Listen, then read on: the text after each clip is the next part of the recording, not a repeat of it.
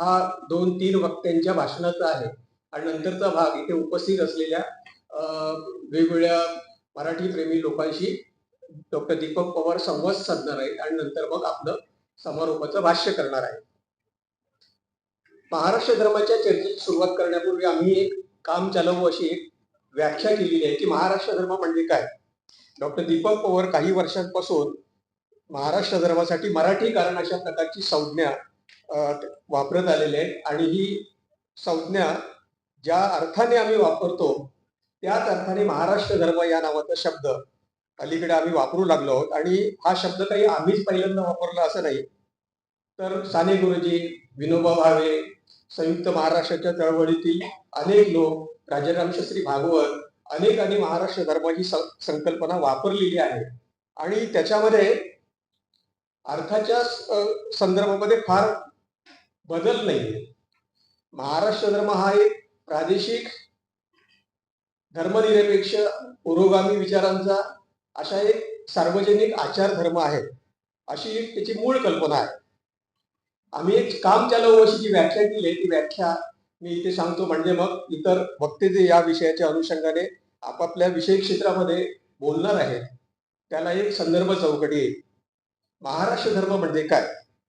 मराठी भाषा, मराठी माणूस, महाराष्ट्र ही ज्याच्या केंद्रस्थानी आहे, ज्ञानोबा तुकोबाजींचा ज्याला सांस्कृतिक वारसा आहे, शिव फुले आंबेडकर यांचा पुरोगामी विचार हा ज्या धर्माचा पाया आहे, जाती धर्माच्या भेदभाववादी वर्चस्ववादी आचरणाला ज्याचा विरोध आहे, आणि धर्म पंथ जात एक मानतो मराठी ही ज्याच्या अनुयायांची भाषिक ओळख आहे, असा लोकशाहीवादी, धर्मनिरपेक्षतावादी, जाती अंतवादी, पर्यावरण स्नेही, वैज्ञानिक जाणीवेचा धर्म म्हणजे महाराष्ट्र धर्म, अशी ही आमची व्याख्या आहे.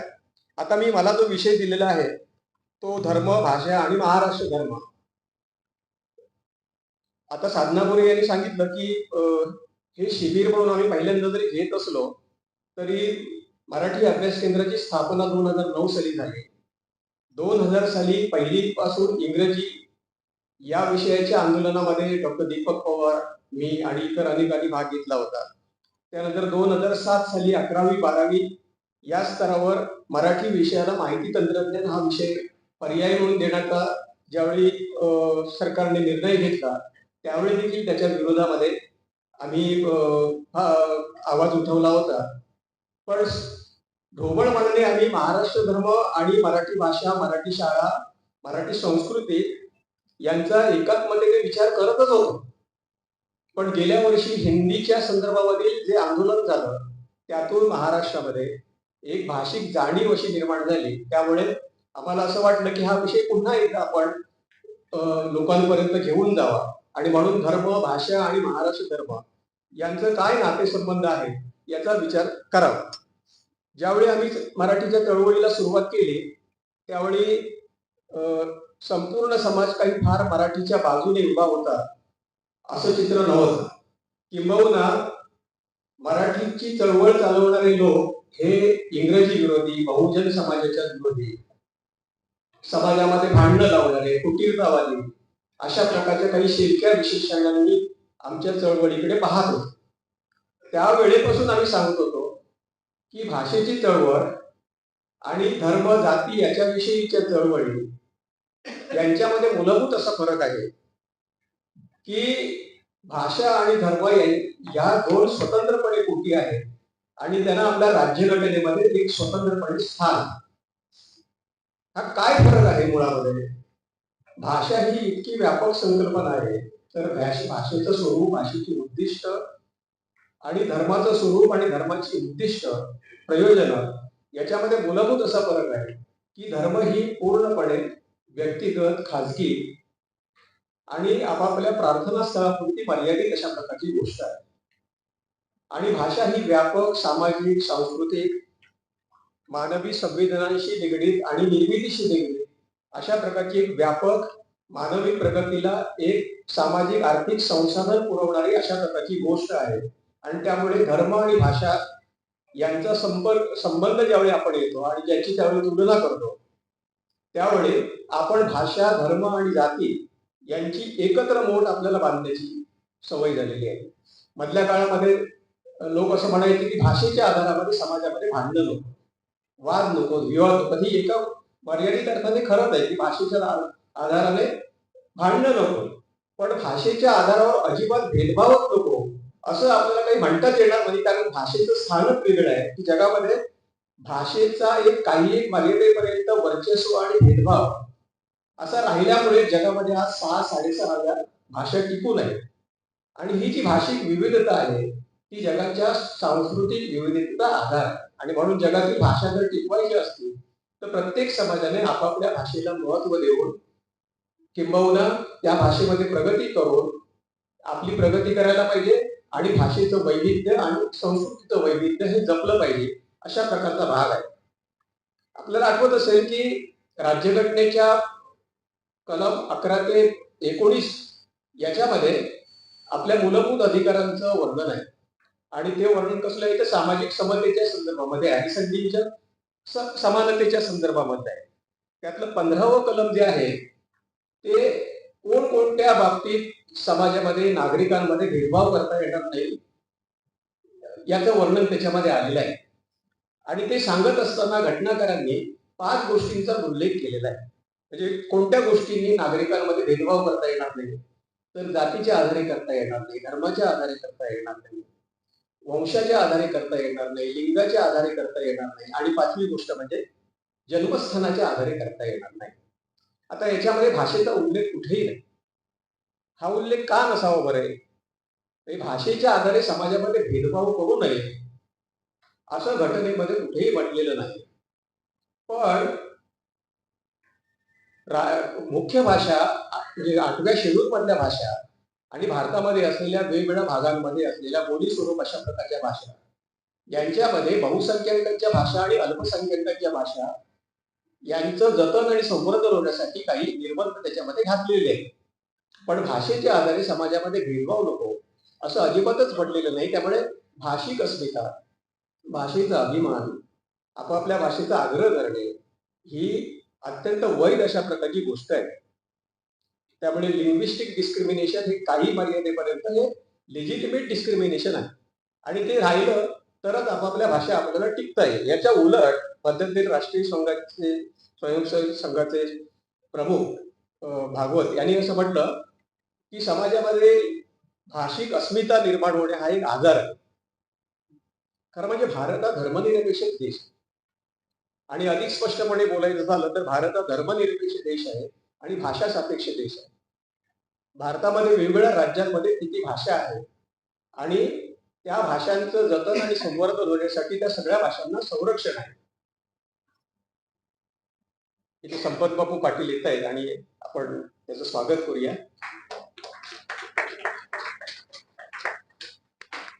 तर भाषा हा धर्मनिरपेक्ष देश असल्यामुळे भाषेच्या आधारे समाजामध्ये भेदभाव करणे, वर्चस्ववाद जपणे, जोपासणे ही गोष्ट मात्र निषिद्ध आहे आणि ती घटनेला मान्य नाही.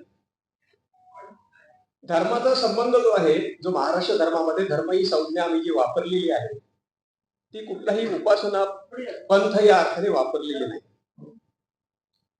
महाराष्ट्र धर्म याच्यामध्ये जी धर्मसंज्ञा आहे ती उपासना पंथ या अर्थाने वापरली नाही, तर सत्य, अहिंसा आणि आपला सामाजिक कर्तव्य या अर्थाने ती वापरलेली आहे. धर्माचा संबंध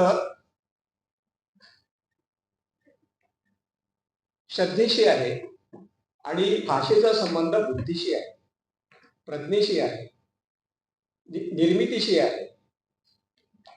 धर्माचा पुढचा संबंध हा त्याचं स्थान जे आहे ते वैकल्पिक आहे.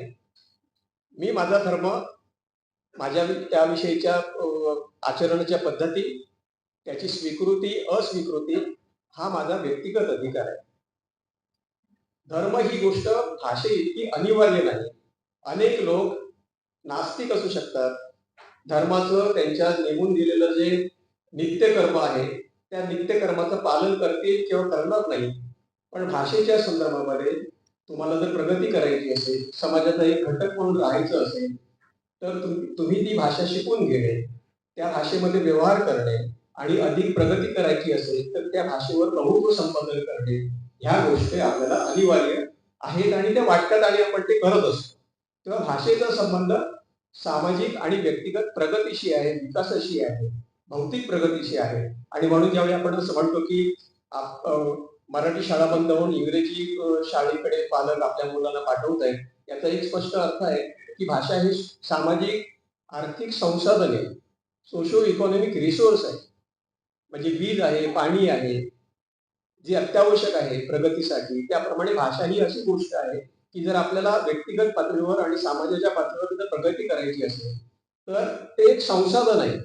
आणि त्यामुळे श्रद्धेशी संबंध असलेला धर्म हा वैयक्तिक आहे. त्याची स्वीकृती अस्वीकृती हे सुद्धा स्वेच्छाधीन आहे. पण भाषेच्या संदर्भामध्ये इतकी व्यापकता आणि इतकी अनिवार्यता आहे की जर समजा एखादी भाषा आली नाही तर आपण मागे पडू व्यवहारामध्ये, अशा प्रकारची स्थिती आहे. आणि पृथ्वीवरचे बहुतेक सगळे समाज जर तुम्ही पाहिले तर जे समाज भाषा केंद्रीय आहेत की नाही तेच प्रगत आहे. आणि जे आत्यंतिक धर्मनिष्ठ आहे, धार्मिक वर्चस्ववादी आहे, दोन किंवा अनेक धर्मांमध्ये तेढ निर्माण करून सतत संघर्षशील राहणारे आहेत, ते समाज मागासलेले आहेत. भारतामध्ये देखील तुम्हाला असं चित्र दिसेल की जे भाषिक समाज आहेत, म्हणजे बंगाल असेल, केरळ असेल, तमिळनाडू असेल, भाषेच्या संदर्भामध्ये खूप आग्रही आहे. ते धर्म आणि भाषा यांच्या सामाजिक स्थानामध्ये अजिबात गल्लत करत नाही. त्यामुळे भाषेतून आपल्याला प्रगती करायची आहे. आणि धर्म ही गोष्ट एका मर्यादित अर्थाने आपल्याला आवश्यक जरी वाटत असली सामाजिक याच्यासाठी, त्याचा धर्माचा संबंध समाजाच्या बौद्धिक प्रगतीशी अजिबात आहे. त्यामुळे भाषेचा संबंध जो आहे ना तो समाजाच्या बौद्धिकीकरणाशी आहे, इंटेलेक्च्युअलायझेशनशी आहे. म्हणजे या समाजाची भाषा प्रगत आहे की नाही तो समाज अपरिहार्यपणे प्रगत आहे. म्हणजे एखादा असं चित्र दिसत नाही की समाज खूप प्रगत आहे धार्मिक बाबतीत आणि भाषेच्या बाबतीत तो मागासलेला आहे, असं दिसत नाही. भौतिक प्रगतीशी धर्माचा काहीही संबंध नाही. संबंध आहे तो मानवी भाषेशी आहे. माणसाने आतापर्यंत विज्ञान, तंत्रज्ञान, सामाजिक शास्त्रांमध्ये जी वेगवेगळी आतापर्यंतची प्रगती केलेली आहे ती भाषेमुळे केलेली आहे. आणि म्हणून भाषेला महत्व देणारे जे समाज आहेत, जे ज्ञानाधिष्ठित आहेत, आता भाषेला महत्व देणारे समाज म्हणजे काय, तर शिक्षणाला महत्व देणार आहे, तंत्रज्ञानाला महत्व देणारे आहे, संशोधनाला महत्व देणार आहे. आणि त्यामुळे भाषेची जी इकोसिस्टीम आहे आणि धर्माचं जे धर्मकांड आणि त्याच्याशी संबंधित अशा प्रकारची सिस्टीम आहे, याच्यामध्ये आपण अजिबात अदलाबदल करता कामा नये. गेल्या काही वर्षांमध्ये असं चाललेलं आहे की समाजाचं बौद्धिकीकरण करण्याऐवजी समाजाचं जास्तीत जास्त धार्मिकीकरण करायचं. म्हणजे धर्मसंस्था, धार्मिक उत्सव, बैठका, सत्संग, आश्रम, प्रवचन, भजन, कीर्तन आणि ते घरापुरते सीमित नाही ठेवायचे, ते बाहेरच आणायचे. म्हणजे आपण काय केलं की सार्वजनिक वापराची भाषा आपण मराठी ही अनेक कुटुंबांनी घरापुरती सीमित केली आणि घरापुरताच सीमित असलेला, मंदिरांपुरता सीमित असलेला धर्म आपण रस्त्यावर आणला.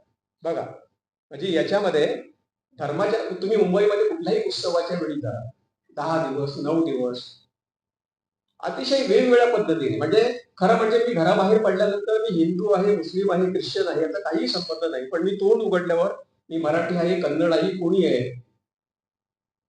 हे दर्शवतं. पण आता एक अशा प्रकारे झालं की धार्मिक प्रतीक जे आहे, टिळा असेल किंवा आणखी काही असेल, हा मनुष्य बाहेर विशिष्ट धर्माचा आहे असं वाटलं पाहिजे. त्यामुळे भाषेची दृश्यात्मकता कमी झाली तरी चालेल, भाषेचा आवाज कोणता तरी चालेल, पण धर्माची दृश्यात्मकता वाढली पाहिजे, धर्माचा आवाज वाढला पाहिजे सगळ्यांपर्यंत. हे खरं म्हणजे धर्मनिरपेक्ष देशामध्ये सुसंगत नाही. आणि म्हणून अशा प्रकारची एक वैचारिक स्पष्टपणे भूमिका घेऊन की तुम्ही भाषा आणि धर्म याच्यामध्ये अजिबातच गल्लत करू नये.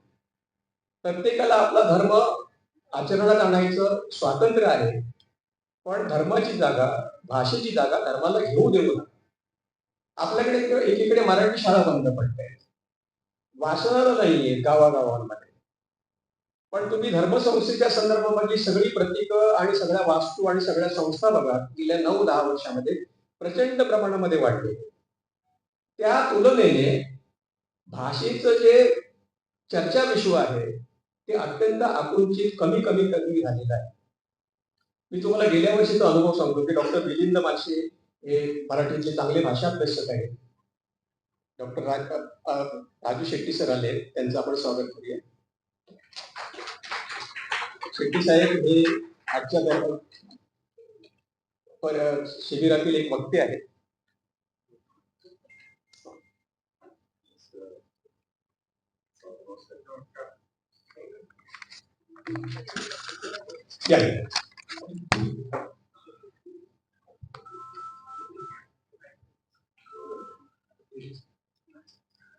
तेव्हा भाषा आणि धर्माच्या शेवटच्या भागाकडे येऊन मी माझं मनोगत संपवणार आहे की आपण आता असा विचार करायला पाहिजे की आपल्याला धर्मनिष्ठ समाज आहे हवा आहे की भाषानिष्ठ आणि ज्ञाननिष्ठ समाज हवा. जर आपल्याला भौतिक क्षेत्रामध्ये, सामाजिक क्षेत्रामध्ये आणि भौतिक क्षेत्रामध्ये सुद्धा जर प्रगती करायची असेल तर आपल्याला भाषेला महत्व देऊन आपल्याला भाषेशी संबंधित असलेल्या सगळ्या संस्थांचं चर्चा विश्वाचं सबलीकरण आपल्याला करावं लागेल आणि धर्माला मर्यादित विश्वामध्ये आपल्याला ठेवावं लागेल आणि दोन धर्मांमध्ये जी तेढ आहे ती आपल्याला कमी करावं लागेल आणि भाषेच्या आधारे समाजामध्ये सुसंवाद निर्माण करून आपल्याला प्रगती करावी लागेल. महाराष्ट्र धर्माची मूलभूत कल्पना भाषा, धर्म आणि महाराष्ट्र धर्म. आता महाराष्ट्र धर्म, आता याच्यामध्ये धर्म हा शब्द जो आम्ही वापरला, मगाशी त्याचा खुलासा केला की याचा उपासना पंथाशी, कर्मकांडाशी काही मात्र संबंध नाही. महाराष्ट्र धर्मामध्ये मूलभूत संकल्पना मराठी भाषा आहे, मराठी शाळा आहे आणि आम्ही मराठी अभ्यास केंद्राच्या वतीने ही भूमिका वारंवार सांगत राहिलेलो आहोत की मराठी शाळा हा मराठी भाषेचा आधार आहे, मराठी भाषा हा मराठी संस्कृतीचा आधार आहे आणि मराठी भाषा आणि संस्कृती हा मराठी राज्याचा आधार आहे. 1960 साली मराठी भाषिक आपल्याला राज्य मिळालं. ते जर कल्याणकारी प्रागतिक विचाराचं असं सुराज्य करायचं असेल तर आपल्याला मराठी भाषेची प्रगती करावी लागेल.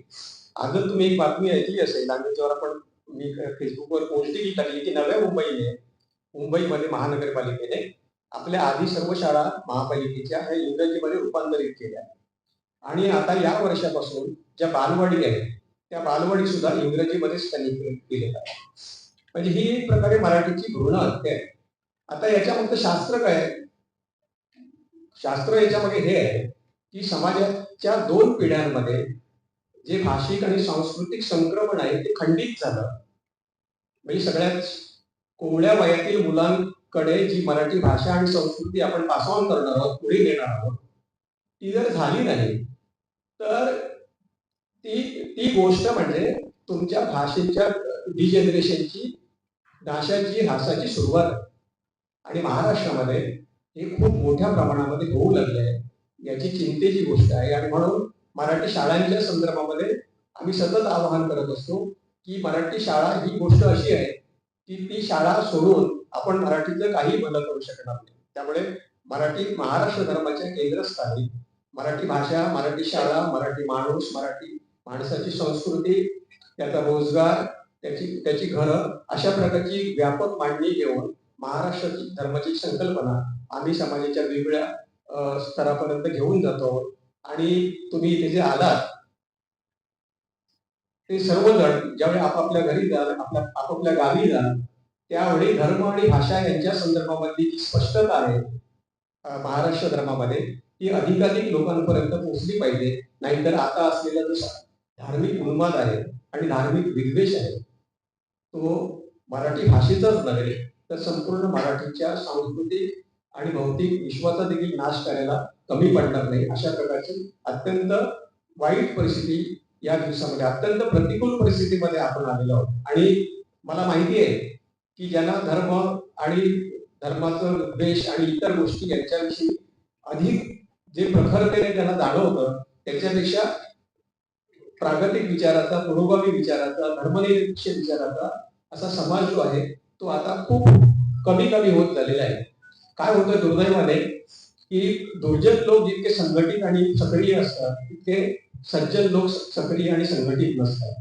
सोशल मीडियावर आपल्याला अनेक आंदोलनं करतो आणि आम्ही आतापर्यंत सोशल मीडियावर आम्ही आमचे अनेक व्हिडिओज वगैरे टाकलेले आहेत. पण आमच्या असं लक्षात आलं की भाषेची लढाई ही जमिनीवरची लढाई आहे आणि म्हणून अशा प्रकारच्या बैठका, अशा प्रकारची शिबिरं, अशा प्रकारच्या परिषदा ही आम्ही पुढच्या काळामध्ये घेणार आहोत. मी महाराष्ट्र धर्माच्या संदर्भावरती माझी प्राथमिक मांडणी केली आहे आणि पुढची सूत्र मी साधना मोरे यांना देईन.